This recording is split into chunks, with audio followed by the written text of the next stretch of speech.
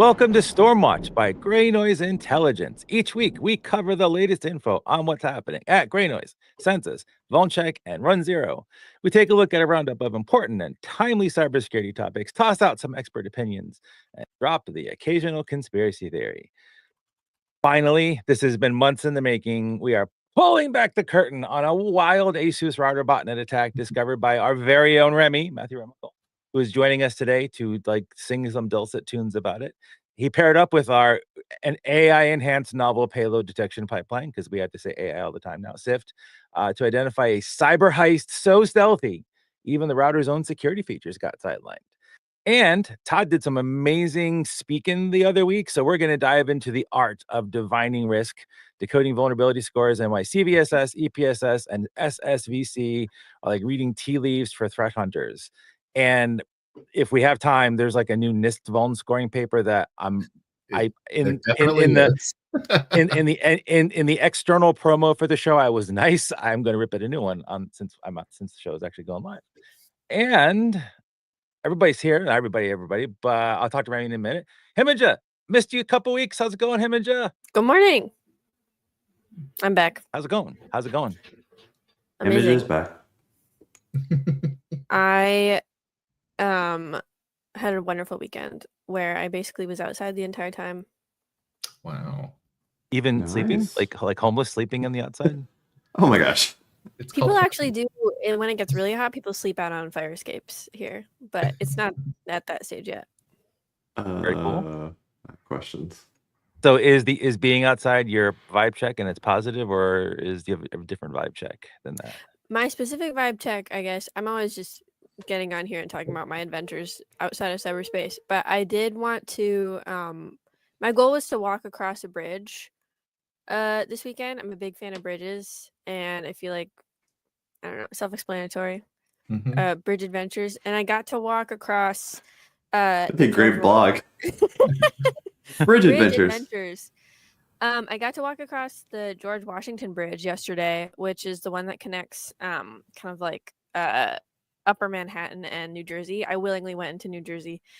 And it was just really cool. Like a really cool suspension bridge. Really poorly designed pedestrian path where like your chances of being killed by a cyclist are higher than average, but you know that what's keeps life interesting. I drove across the George Washington on my way down to the offsite that we had last week. Did you see me waving? Are you the one that tried to hit Himija? Yes, it was me. I tried to get rid of one of our co-hosts finally. So yeah. Wait, you drive through New York? Yeah, there's not many ways to get south, Glenn. All right. Not many I never good thought ways. about A lot it. of water. It is the East shortest Coast path, the usually. Northeast is weird to me mentally. Yes. No. Geographically. No. You could just stop it. You could It's the Northeast is odd. It's very odd. Well, cool. Todd, you made it back in the country. I see. I have. We don't know that. No, I am. I successfully penetrated the United States border from Canada. I was in Montreal. It was great. I guess my highlight of the weekend was I got my older kid. They're 21. I'm trying to think if they're going to be 22 in time. But they're 21 right now, and I've got them all set up on DEF CON this year. So Ooh. Wow. Exciting. They work in networking, interestingly enough. Okay. At like a network test facility or something. So a lot of configuration, moving cables and stuff like that. I'm like, you should go to DEF CON if you want a career in this. And they're like, yes. And I'm like, cool. Here, okay, I can't wait to meet Yes. Todd Spawn. Yes, that's right. A little Beersley rolling around. Is this the one that's going to be in school in Maine? No, that's a different. I have so many children. I know the feeling. I know the feeling. No, she is merely 17, but will be 18 when school starts. I think. Bob brings everything back to Maine. Yeah, everything, because that's where everything. You're all going to beg to move here soon. Trust me. It's a matter of time. I'm just jealous, like to be 21 and at DEF CON, like Yeah. and it's not like Yeah. they don't drink, they don't do any drugs or anything like that. They're totally lame and boring because they're Gen Alpha. But it should be a good time.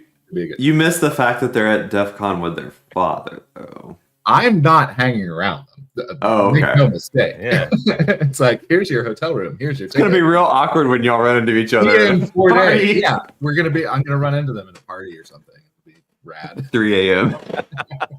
Oh man. Oh, what are you doing here? So is that your vibe check? You had a Yes. that's Like, cool. got That's that great all vibe locked in, all done, and it's great. So I'm very excited. As noted before the show started in the green room, this is a no pickleball zone today. Therefore, Glenn, how's it going? And what is your non-pickleball related vibe check? I have nothing else to say. It basically rained all weekend, so that's cool.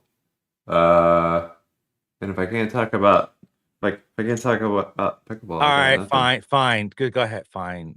Okay, I played for like 5.5 hours. It was great. My arm's about to fall off. I'm sore. I suck. It's wonderful. We actually had a little fun exchange. Was it yesterday or Sunday? I forget. This may be the first documented use of Perplexity to do passive aggressive communication about one's purported hobbies and love for one's hobbies.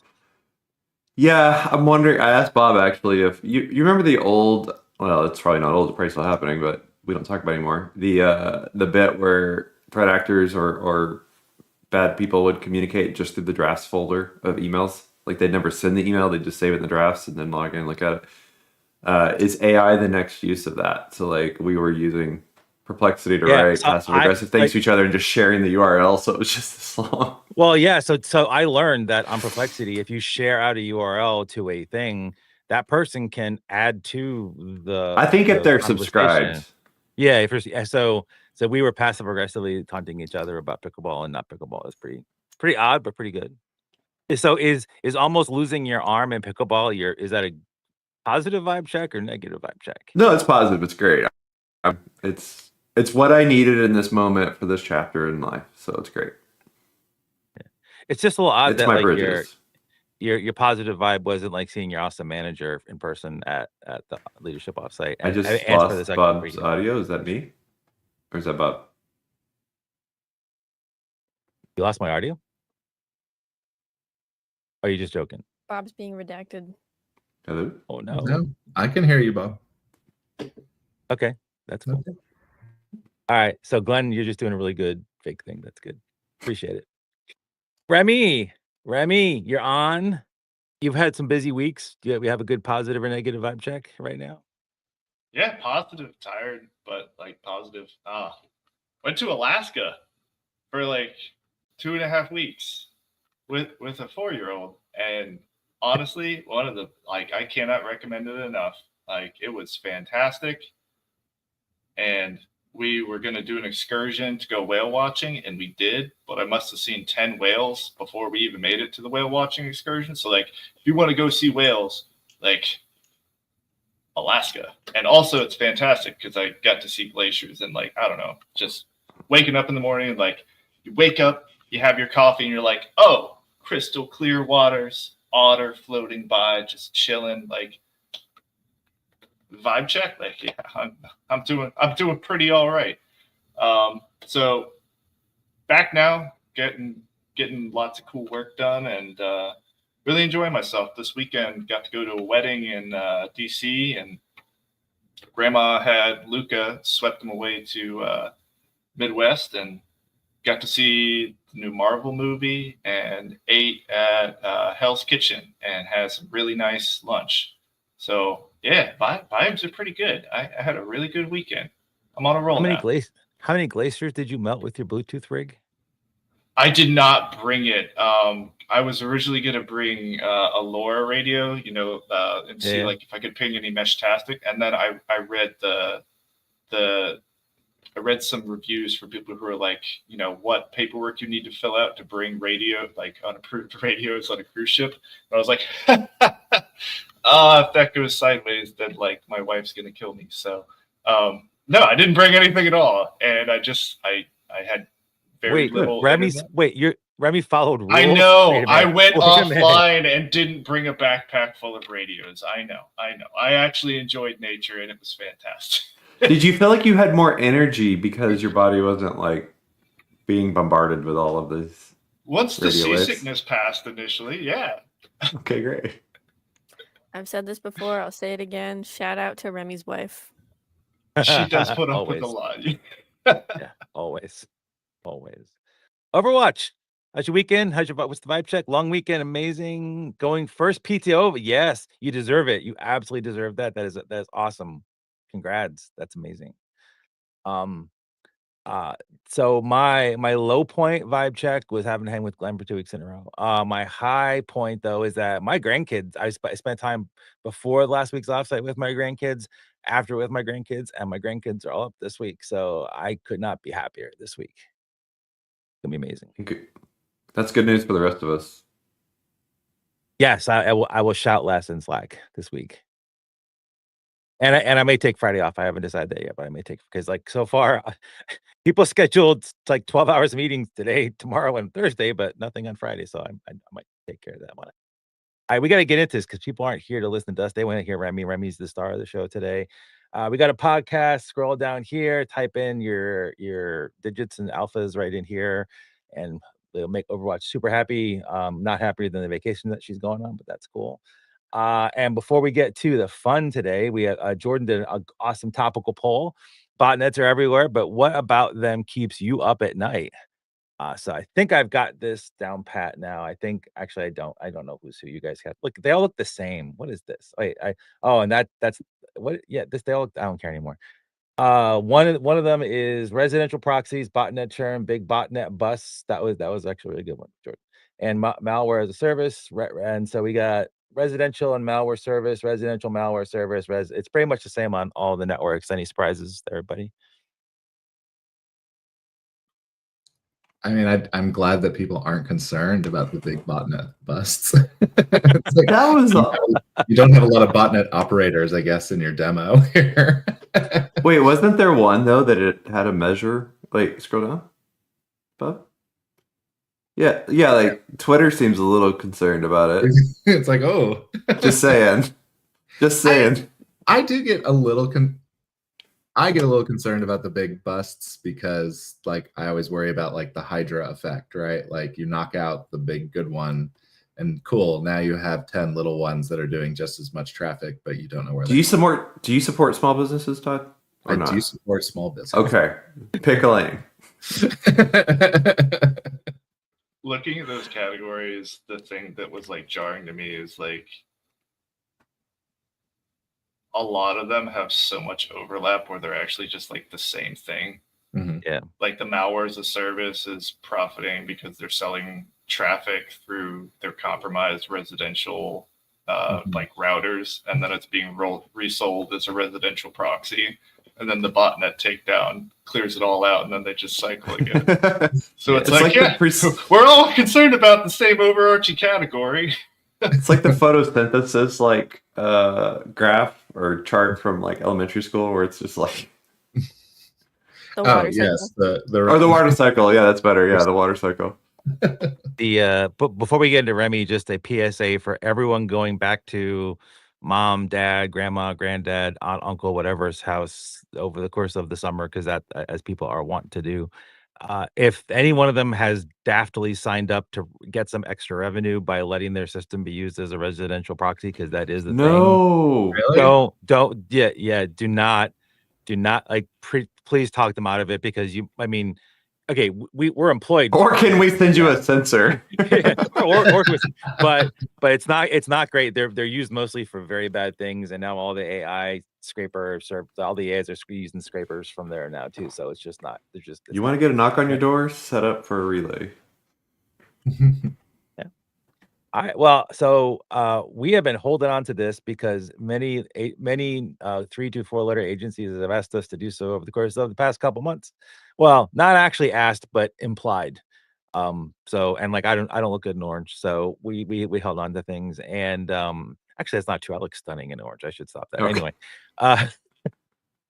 Anyway, Remy, could you? So I don't know if we have any graphic charts because our blog goes up tomorrow, I think, on this one, and I know you've got like a technical blog piece going up on this as well too. Or I mean, we might throw a tech blog up. There's a lot of hex strings, a lot of like whatever. But if you could walk us through the great saga of the ASUS or bot thing that you did, this is pretty cool. Gather around, children. It's story time.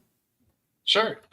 So this has been, I don't know, 2.5 months in the making, and as Bob said, the original report, potentially typos and everything, is going to be published on the Labs blog, and the high level bluff is going to be on the marketing blog. I think it launches like 9 a.m. tomorrow morning. But spoilers.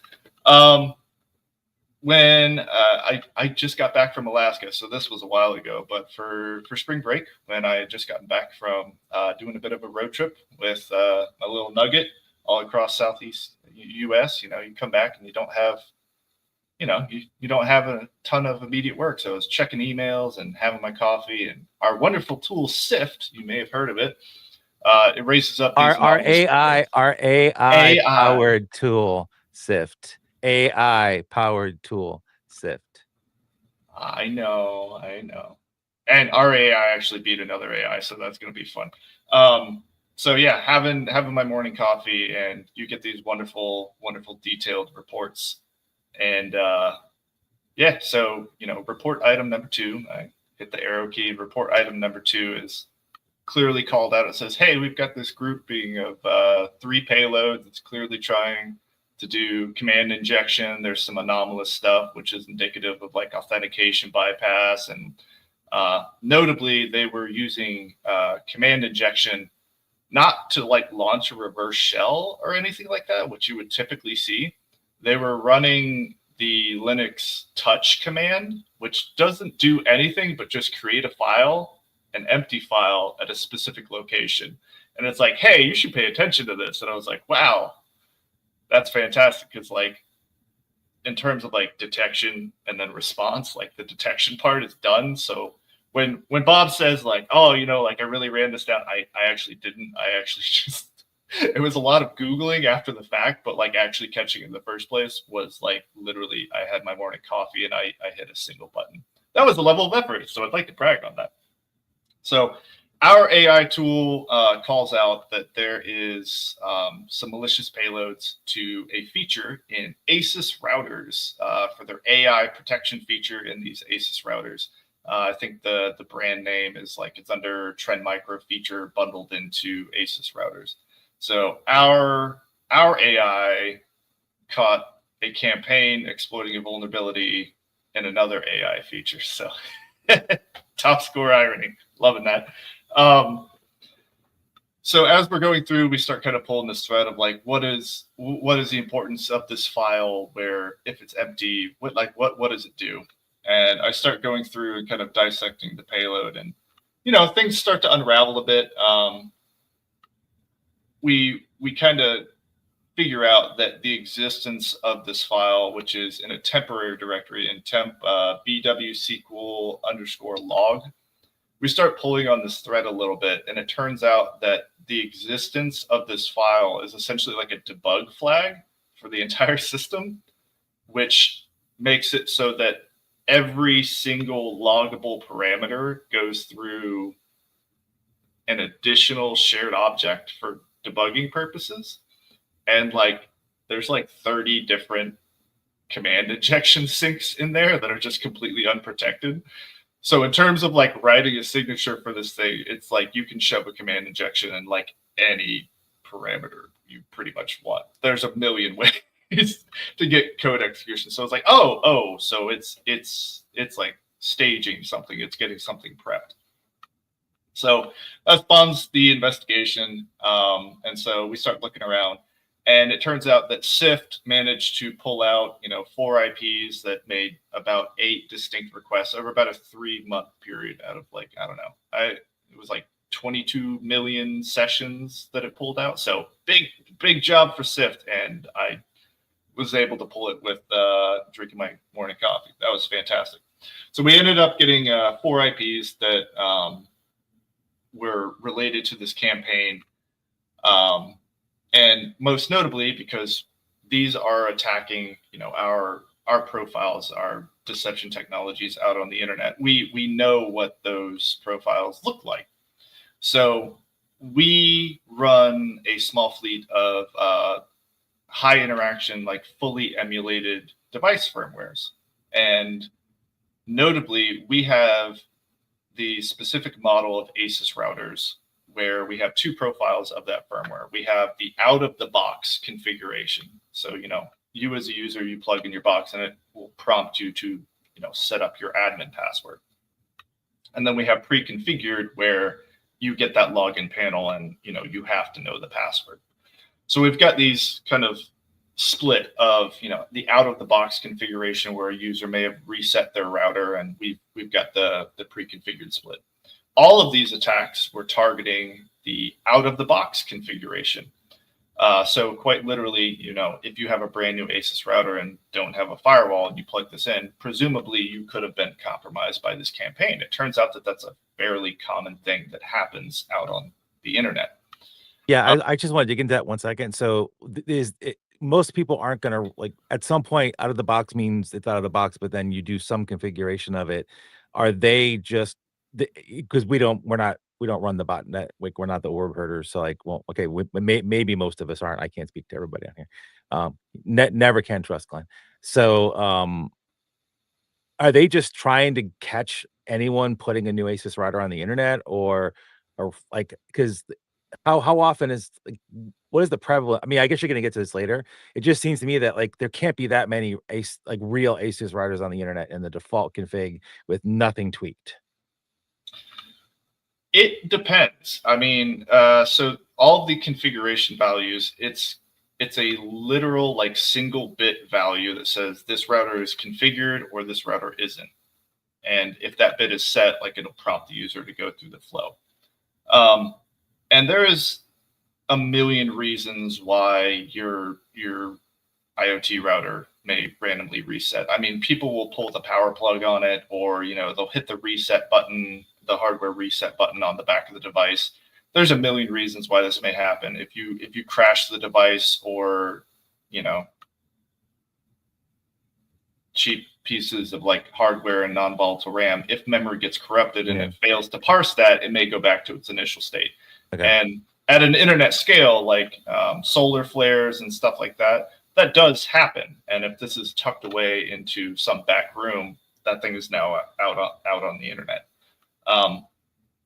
So we start kind of pulling this thread, and what we found was the thing that tipped us off to this was actually a smaller part. So I will briefly talk about that. We got some indicators that allowed us to pivot out to census to kind of see the grander scope of this. And so, to answer your question, are they explicitly targeting out-of-the-box configuration for ASUS? They are doing more than that.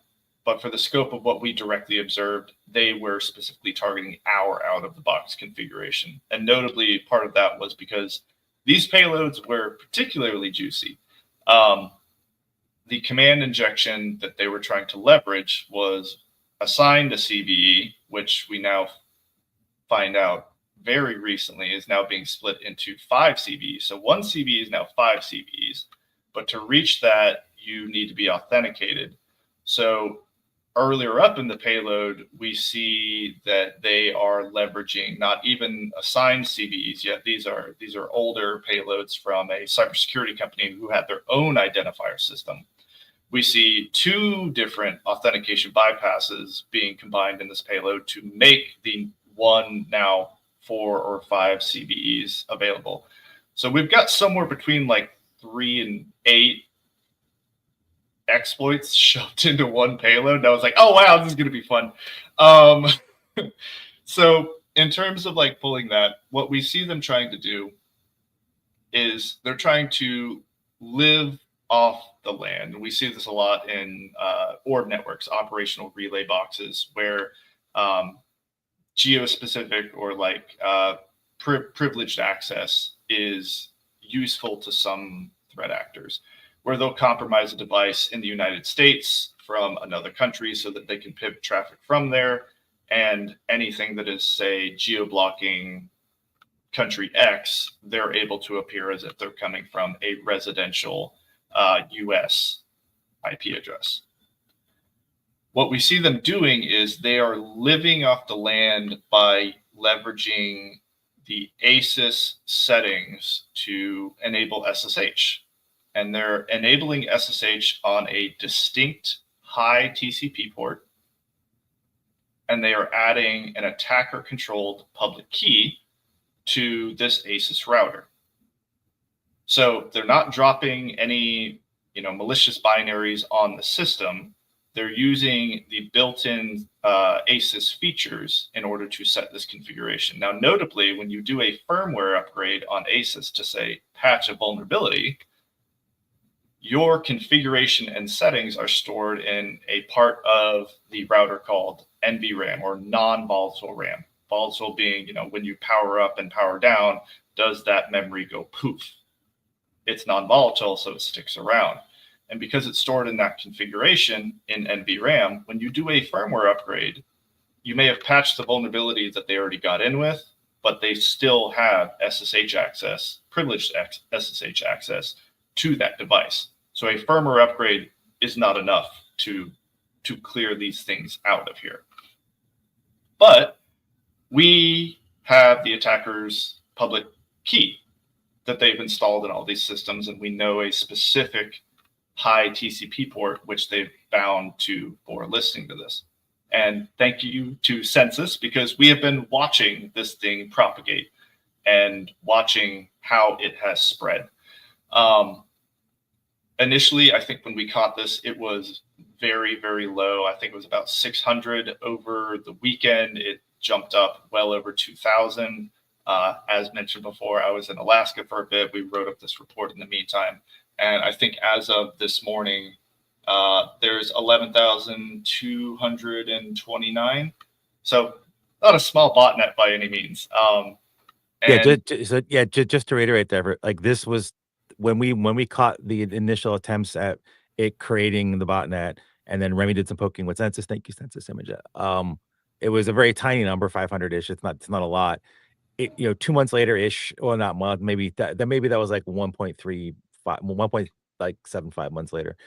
It went up to like over 10,000. So this is real. It's huge. It's everywhere. This is definitely not like script kiddies. This is nation state, or at least very, very sophisticated attacker level stuff going on here. It's also one reason why a lot of agencies and organizations care about things like all of our typhoons that are out there as well too, because this is behavior that would be reminiscent of what they would actually do. I wanted to make sure that was emphasized, because like this isn't tiny. This is huge, built up over time. I mean, we were watching it. Other people, thanks to us, were watching it too. So that's awesome. I mean, but this happens all of the time without anyone realizing that, which is why this stuff is real and important and not great for internet security out there. I just want to make sure that the folks that are not exactly in our wheelhouse got some background on why that's bad and whatever. So when we're searching out on Census, we're able to do some filters for the device vendor for ASUS in terms of the scope of explicitly what we're looking at. We're able to say, what ASUS devices have this extremely anomalous high TCP port open. And so that's kind of our search that we're using for Census. But as I hope we all know, just having a TCP port open is not a clear indicator of a botnet. Like, you're certainly suspicious, and we know what we're looking for, but we want confirmation. So it turns out, we have these criticisms of other organizations where just having a TCP port open is not an indication of the service running behind it. You have to actually be able to negotiate something.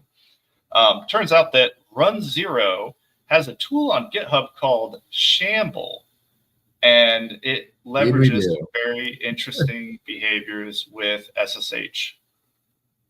Because we have the attacker's public key, it turns out that there's actually a behavior for SSH where if you have a public key and you have a remote server, if you are able to determine a username, you're able to check whether that remote server has that public key installed.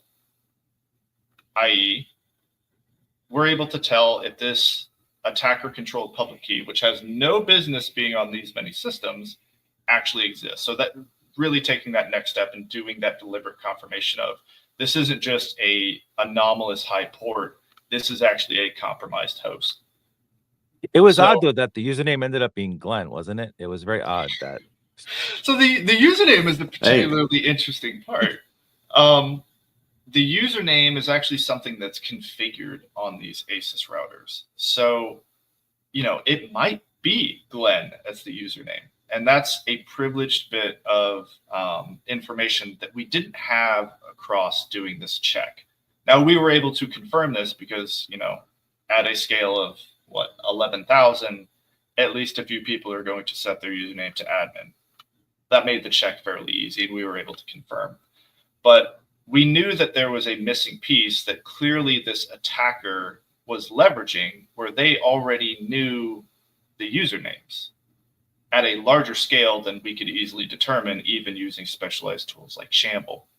So we knew that there was a missing piece there, and later tried to dig into that determination. We see some recent reporting from other orgs where that has kind of filled out the rest of that puzzle. But so we roll up all of this into a report. We say, hey, we've got these payloads.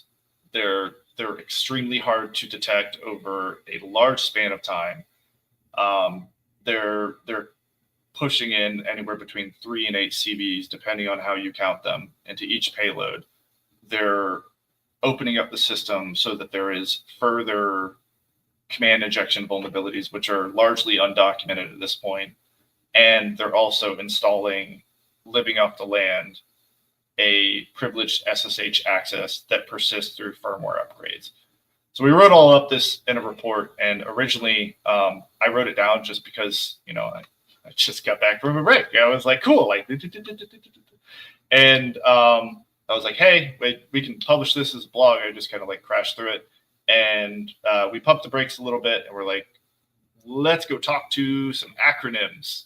And we did, and those conversations went really well. I think quite a lot of people are happy, but we kind of got the vibe that action and diligence and waiting a bit, timing vibe, right? And so, like I said, I don't really care about the timing of publishing the blog that I kind of just cranked out. It has served its value. I'm more than happy if it never sees the light of day, but we are publishing at 9 a.m. tomorrow morning. In terms of this, we're very, very happy with the outcome of facilitating this research to organizations who can take action with it. And that's really why we do this. It's very cool to spot this, but when you see these numbers growing up day by day by day, you get this sinking feeling of, wow, I really, really hope that, someone with the authority to do this is able to take action. Now, Remy, I want to be clear. I mean, I've been told by ASUS, in this image we're showing right now, the links in the chat, we can throw it in the show notes too. I mean, an attacker attacks through ports, but then the router patches all. We are told in this video, in this image right here from ASUS, that the router patches all vulnerabilities when the attacker does something. So did that not actually work in this case? No. Oh, interesting. For about a 2-week period, you actually couldn't even download the patch. This will be in the blog, but I was trying to actually do a patch diff of the firmware to see if they'd fix the vulnerabilities. And I woke up one morning, I was so excited. I was like, wow, new firmware drop. Let's go patch diff it. And they've got all the release notes stating all the vulnerabilities have been patched. But then when I clicked to download it, it went to a 404 page. And I was like, oh, I'm so upset now.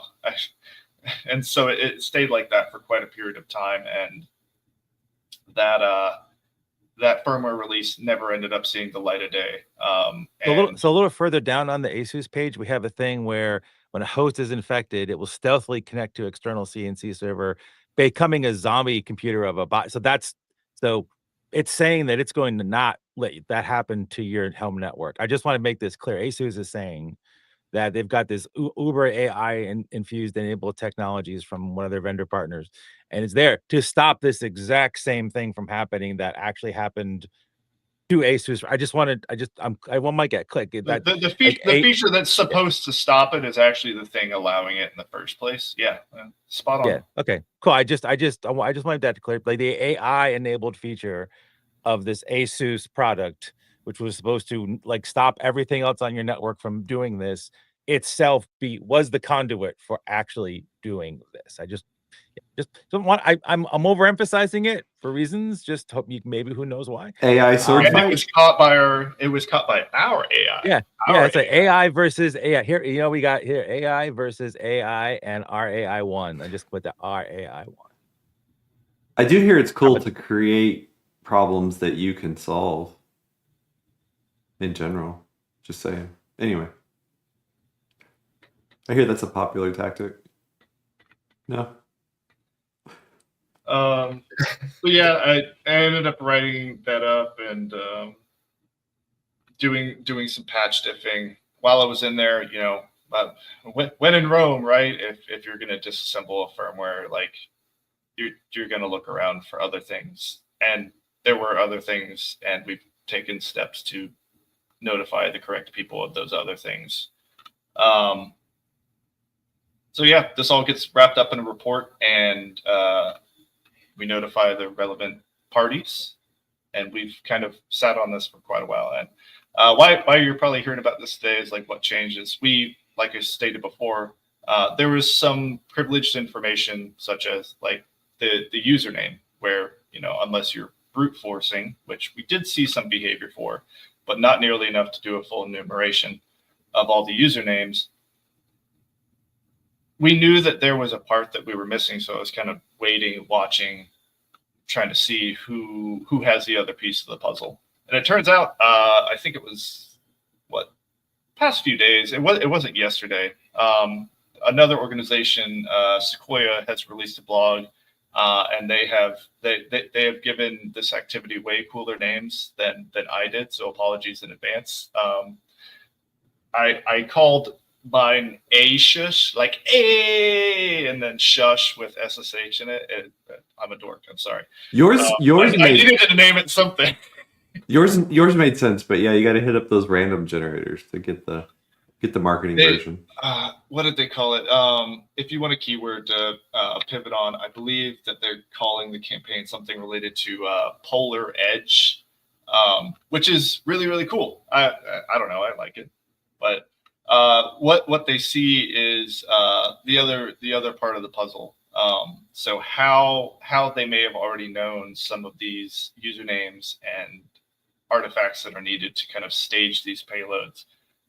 They've got some malware and some initial exploitation, but notably what they were able to pull out was this threat actor is not targeting explicitly ASUS devices, but they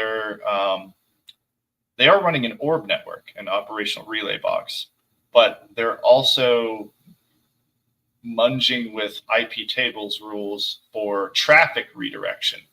So for the first time I can remember, we're seeing a threat actor exploit a device and redirect traffic where they're able to intercept and monitor it for traffic destined for that device.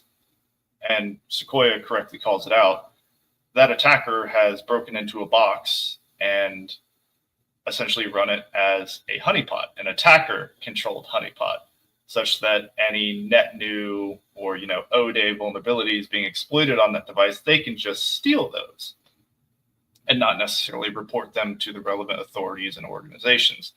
And Sequoia was tipped off to this because Sequoia also runs some honeypots. But we were aware of this because we also run honeypots. So I'm quite giddy today because I'm having quite a laugh about it. Gray Noise runs a honeypot, attacker tries to exploit our honeypot thinking it's a real device. They set up an attacker-controlled honeypot on our honeypot and then tunnel data to what they think is a real device. It's not. It's actually just a Sequoia honeypot. So they're stuck in a honeypot sandwich, and I'm giddy because the new novel attack and methodologies by this threat actor. They got bested by two of the best in the industry. So I'm very, very giddy about that. I find it quite hilarious. Honey pot sandwich. Oh, peanut butter and honey sandwich. Best, by the way. Just like side note. Love those. So that's where we're at right now. And that was, at this point in time, it seems like they call it a Flint report to their internal customers. So it appears that they've notified their internal customers at a prior date, and this is kind of like their go live. At this point in time, we're not aware if like they've coordinated with any authorities to like get this stuff taken off the internet. But we'll definitely be reaching out to them because I'm very, very curious to see how we can fit all the puzzle pieces together. Because at this point in time, I'm quite certain that we both know something that the other party doesn't, and for all the benefit of the end user and the internet at large, I'd really like to complete this puzzle. It's quite a fun and interesting one. Yeah, it was a wild ride. I haven't actually checked. I'm saying this, and I haven't actually even asked Overwatch. Overwatch is literally going to kill me, but at least Overwatch is on vacation, so she can't do that next week.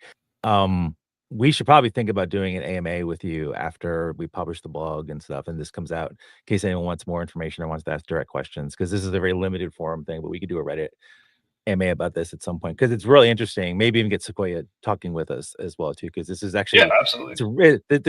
This is a really fun, interesting, important indicator of just what attackers can do, like how well they can do it. In this case, how well they can be fooled by a couple organizations too. So it's actually pretty cool. I'm completely fine doing an AMA or like answering questions. I mean, like I said, like there were reasons why we haven't spoken about this until now. So like, yeah, I didn't really answer any questions. But at this point in time, like, the blog goes live 9 a.m. tomorrow morning. I'll say whatever, including, I don't know, but I'll find out. Image, Todd, any questions for Remy about the situation at all? Yeah, I just wanted to underline. Well, I'll ask a question to give you the opportunity to underline. What can I do? I run ASUS in my environment. Like, what do I do today? Right? I can tell you tomorrow. We'll have a run zero thing for you to. We'll have a thing that you can just run and do it. But like, I'm curious, like technically, like what's the good way of detecting this? If I'm like listening to this right now. So we released a handful of IOCs that'll be included in that blog. There's 4 IP addresses, which, ideally you have some sort of network monitoring. You'd be able to pull those out. Those on your ASUS router would ideally be logged by this AI protection feature, which has logging disabled as part of this attack. So sorry about that. The SSH key in your ASUS configuration settings, if you go look at the administrative settings and check to see if one, SSH is enabled, or if there's an unknown public key, specifically the attacker's controlled public key is included in there, remove that. But more than that, they're going to probably persist through firmware upgrades. And the assumption is that there is, a part of the puzzle that, we don't know at this point. Yeah.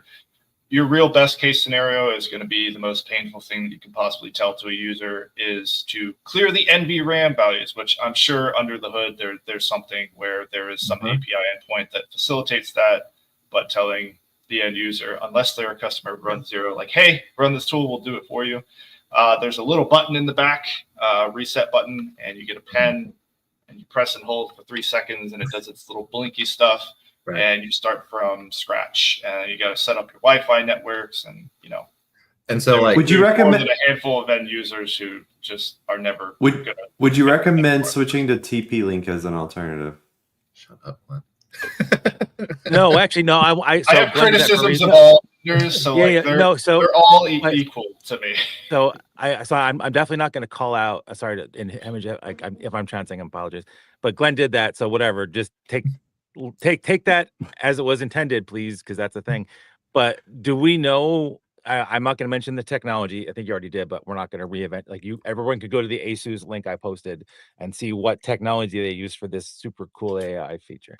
Do we know how many other routers might be leveraged? Because this is something that they said, like, obviously this other company's like, hey, router people, put this on there. It will protect all your peoples. That's protect was in scare quotes. So Mhm. do we know if it's in any other router? Okay, how many go for it. I was gonna say, just from the reporting about Polar Edge, they've seen that same like SSH key on QNAP, like Synology, and then a couple Cisco routers, and I wouldn't be surprised if Oh, the list good. is longer. So, Well, that's um, terrifying information. I mean, they have the resources, right? Why? And that was my first question. I was like, we found this in one vendor because of its. I mean, it was so because of the info it leaked, but really, why not just try this against everything? Mm. I think I just want to like highlight again and give kudos for this research because just in this explanation, I think everybody listening can hear just how convoluted it is to even detect these things. And to Todd's question, like if you're a defender, it's super hard to even identify these things unless you're looking for them, unless you know what you're looking for, because in your logs, this stuff is gonna show up as coming from like supposedly legitimate networks. It's like a needle in a haystack, truly. And sometimes even, I mean, like the scariest thing to me is knowing that a user will maybe like factory reset their device or just upgrade and think, okay, I'm set. Yeah. And who's to say that they will Right. ever know that it's not? Which was my other underlining question of the patch does not evict the attacker, correct? Right. Because that's not what patches do. Okay, cool. Which we should operate as an industry that patches never evict. They never Hacker. evict, and like it always like They might close the Oh, door, even though I'm not sure that yeah. it does in this one. Yeah. But yeah. I'll like run into a case where someone's like surprised, right? Like someone who I feel should know better is surprised. It's like, but we patched all the things. Like, how come the problem didn't go away? And I'm like, Attackers also patch behind themselves. So Right. Cool. Well, thank you for carving time out, Remy. I know we're just off of a 3-day weekend and everything's like really busy and we're cranking through the summer, but you took time out and it's really appreciated. And for writing things up and working with Noah and the team to get this information out to everybody and being patient. Like I know you don't mind us, helping out the 3 and 4 letter people out there, but like this would have been great if we could have talked about it like 2 months ago. But sorry. it's a balance. And Himija, if folks are interested in talking to Census about what Remy was talking about in Scamwise, can they hit you and the Census team up for that through the normal channels? Absolutely. Cool. You should do that, everybody. Just maybe go there to see if you might have an ASUS router in your inventory or your employees' inventory as they're doing remote work and everything. And maybe while you're there, take a look at their little ASM product that might help you keep track of that on a regular basis. And I hear Todd's company may even have tools like that too that you can check on it on your own too. So it might be pretty good. Yeah, it's almost like this group of companies was put together on purpose. Yeah, can't imagine. Cannot imagine. Speaking All right, of group so of companies. Speaking of group, we have Todd. You had an amazing talk. We actually got you. It was live streamed, which was very cool. Thank you for dropping, name dropping us a few times on it.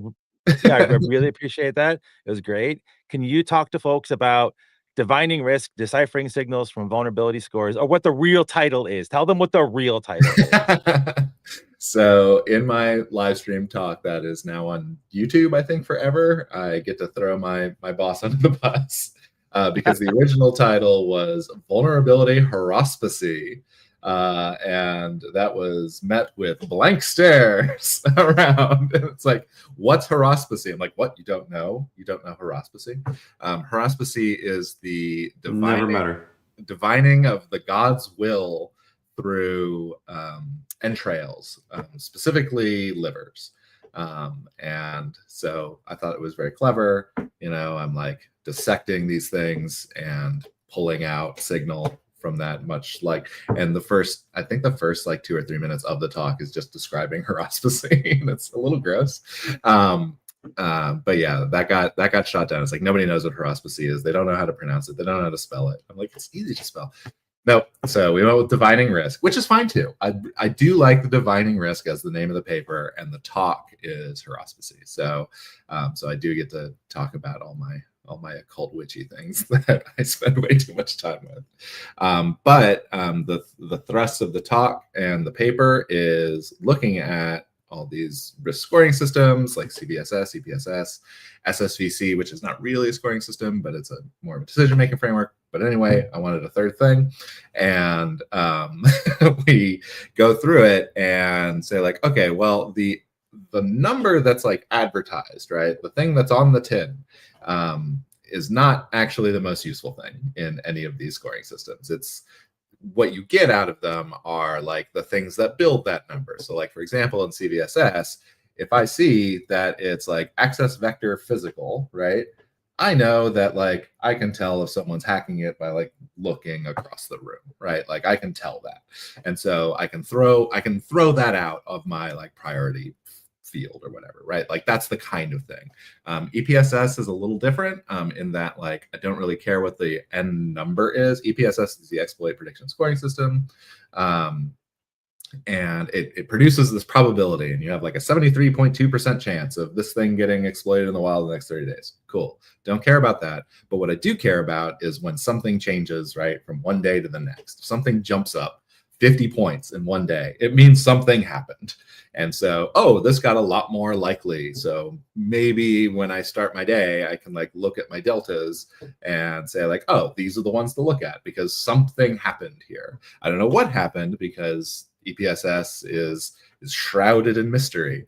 But I do know that something happened. And so those are the kinds of things that this paper goes through and the talk goes through. I had a fun time writing the paper.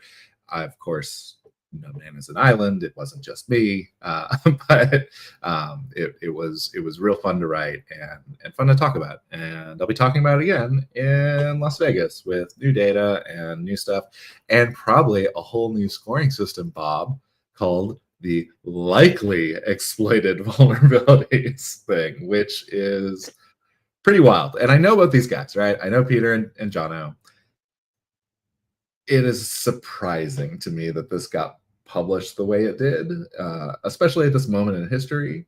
I don't know. I have to read it. I've like skimmed through it once. I need to read it like for real, like, you know, in a sensory deprivation chamber to start like really pulling at it. But there's some wild stuff in this likely exploited vulnerabilities report from NIST. Seems like pretty to read, 30 pages, you know. Since you know them, I will not do what I was going to do. No, do it. But they're big boys. Okay. All I gotta say is like I downloaded it and like everyone can see it here, and like there it is. It's okay. I'm like, ooh, this is a new thing, and it's. I'm not gonna lie, it's from NIST. I'm like, ooh, this could actually be useful and good. Be nice. Because like I like the NIST folks, they're really good. I feel bad we're destroying science because we're gonna lose those guys. Like, this is great. Like we have something coming out of NIST. It's cyber, and I got really excited on this. Like I'm showing like the first opening page of it, and then like I see on the next one it's got all like the NIST blah blah blah. And so it looks legit, so that's great. They get to the abstract, and then I see EPSS, and I'm like, ooh. Okay. and then I get to the table of contents, and I go, oh wait, there's Lev and Lev 2. Oh, so it's not just a single thing, and like equations, and then I go to the equations thing, and they do the Greek thing that everyone does, which is great. And then like they talk about stuff, and basically all this is, it's like taking a divining rod to EPSS is very much what it is. Like you can go ahead in theme. Yeah, I mean, please feel free to spend your time. I did read through it. It is interesting. I'm with Todd though. For every single one of these scoring systems, the cooler thing out of all of them is the components that make them up, because you might just be able to make it a lot simpler and go into those components for those things. So, yeah. And honestly, like I have no expectation that this is any different, right? There's probably 2 or 3 things that are like pretty neat in this Lev thing. The end result probably not very useful, just like everything else, right? But yeah. Like picking out the thing that you care about is clutch for all these. Yeah. So I will also state, just for the record, this is a sample. So of the billions of CISOs that are out in the universe, and whatever the subset are that are on the planet Earth, and the subset that attends the CMU courses that I teach, every one of them now uses Kev.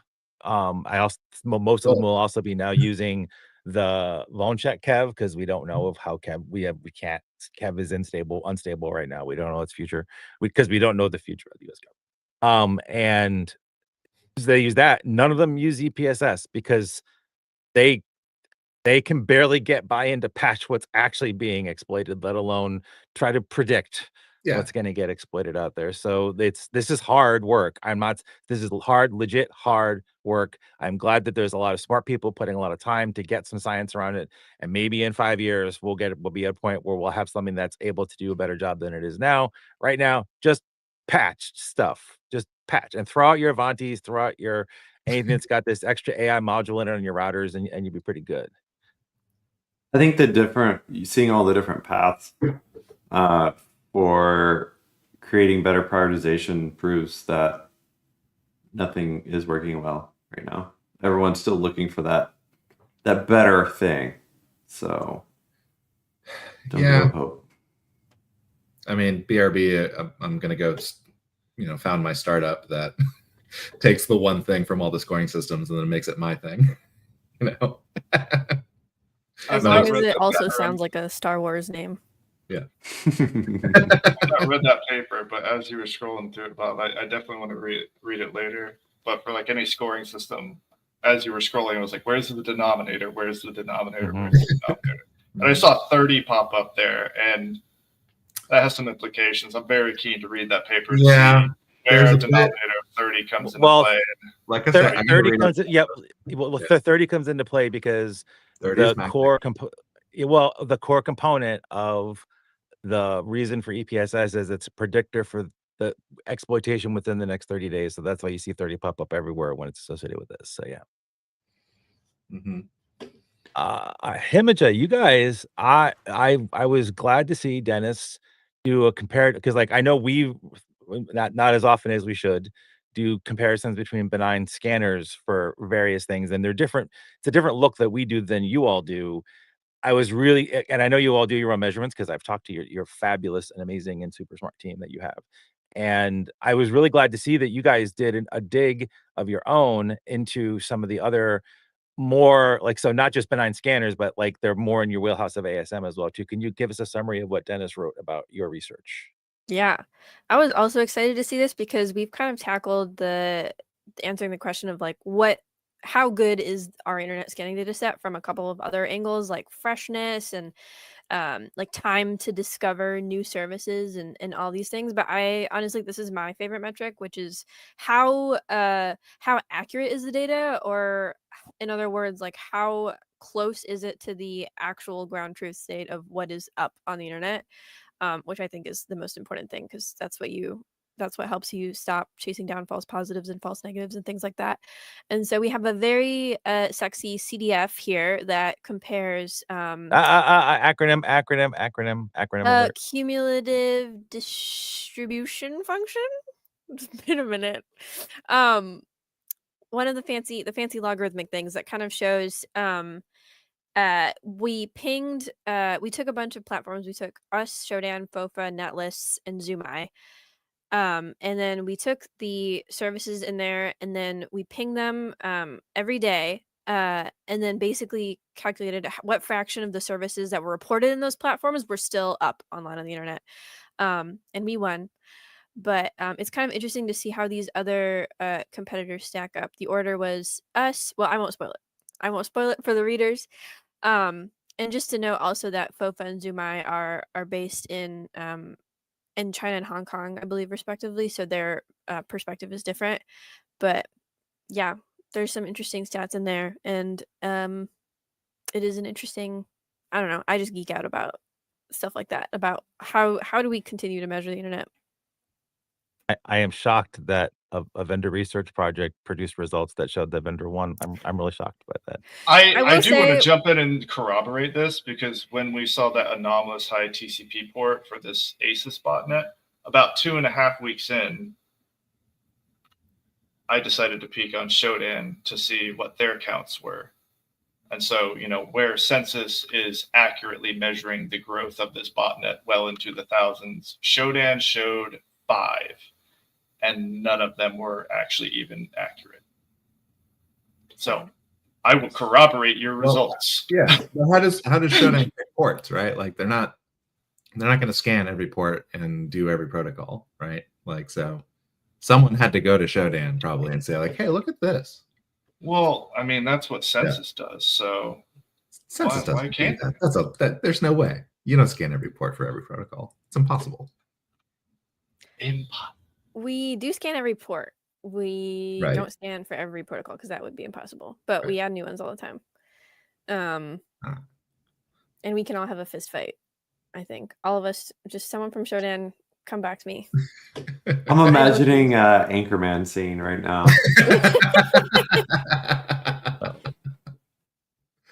All right, real briefly to get this closed out, because I appreciate what Tom did over at VoneCheck. There's for folks again who, if you're new to this, VoneCheck is one of the fold of all of us, and they have their own known exploited vulnerabilities. Expands on Kev because Kev has very rigid and need to be rigid requirements for why it is the way it is. There's expands upon it. It's great. They know a ton about CVs. On top of that, they've got an amazing, awesome, cool team, and it's so cool to be able to talk to them on a regular basis. They actually are featuring a post, and so they go into read their summary of it first, so you get an idea if you want to read the rest of it, which is from Forrester, Mitergeddon. I had not heard Mitergeddon before. I like it. I love it. I love it. Mitergeddon averted, but fragility in CVE processes remains. I had about a 10-minute conversation about this entire debacle with this. That was very concerning to all of the CISOs a couple weeks ago when I was doing the course. So this is top of mind for leaders everywhere. And I don't think that the CISOs are listening to the podcast. So for all of you who aren't CISOs and listen to the podcast, read this, understand what's there, have some talk, maybe get a promotion. I don't know. But it's important to understand the context around stuff and why you need to maybe play the field a bit with regard to vulnerability identification, collection, and things that are actually out there. And Glenn, did you just say Feedly added support for EUVD? Is that correct? Is that what I heard you tell me the other day? Yes, I noticed that over the weekend. I don't know when that happened, but that is new or newish. So I think that's also an interesting indicator of the state of things, but also pretty cool. Big fan Feedly of EUVD. Yeah, well, I'm a big fan of EUVD. I've got EUVD MCP server, have MCP server. Talking to Eric. Eric's probably going to come on and talk MCP with us in an upcoming show at some point. So stay tuned for that, or it'd be a good combo to talk about that. Also, if I get requests /SSE and /MCP scans from Census, that would be great. That'd be awesome. I can't say anything, but we're looking at it. I appreciate that. That is very cool. Oh, wait, if Sunshine is volunteered to be on the podcast, we have to get Sunshine on too. That'd be pretty cool. All right. Any closing thoughts? We ran long. Remy, thank you for being on. Thank you for the gigantic number of people that have tuned in today, because Remy's awesome and apparently we're not. So it's true. Congrats for it. Well, yeah, I mean, Remy's Remy, so it's awesome. We gotta have smart people on every once in a while.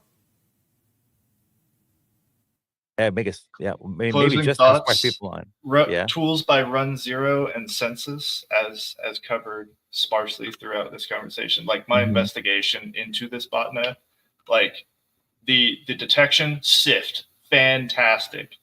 Census, determining scope, and Run Zero having the tooling to do confirmation that these hosts are like actually backdoored. It's just so fascinating to me that we're all on the same podcast and we're all friendly with each other, because the opportunity to like even attempt that investigation, there is no other resources, and we just so happen to be on all the same call. So I'm very, very excited. We are the Voltron of cybersecurity. I'll just say it. Alrighty then. Well, that is all for today's forecast. If you didn't patch your ASUS, you're just inviting a backdoor to the party. You might need a crystal ball instead of a router to divine your next move. So remember, when it comes to risk, don't just read between the scores. Fortune favors the encrypted, and always keep your firewall umbrella handy. Take care, everybody. Catch you next time.